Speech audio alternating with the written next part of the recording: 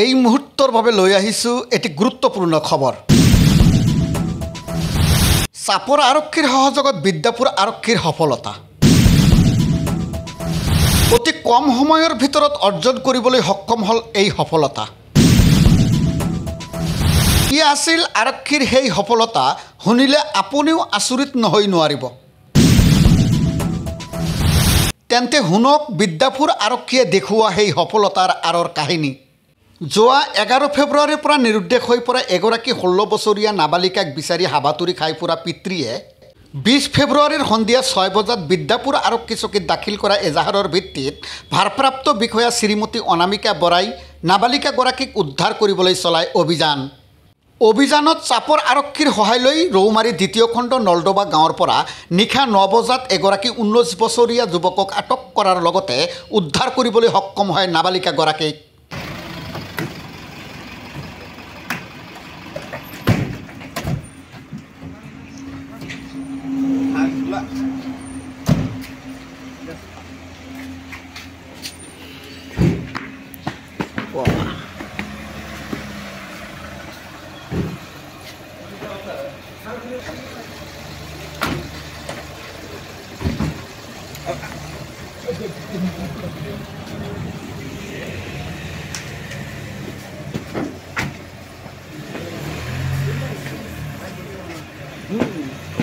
উল্লেখ্য যে মাত্ৰ 3 ঘণ্টা সময়ৰ ভিতৰত সফলতা বুটুলিবলৈ সক্ষম হোৱা বিদ্যাপুৰ আৰক্ষীক সহায় কৰে চাপৰ আৰক্ষী থানাৰ কনিষ্টেবল মনিৰুল আৰু মনোৱাৰে।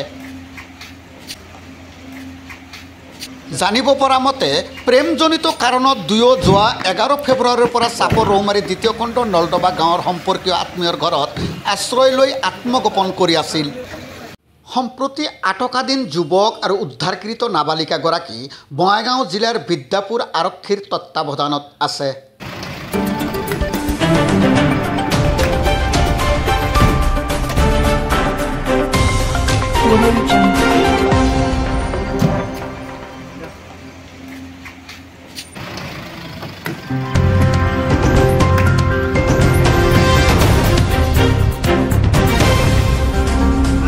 Audio Jungle.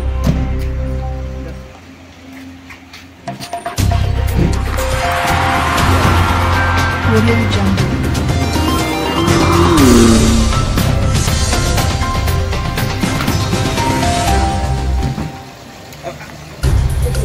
Audio Jungle.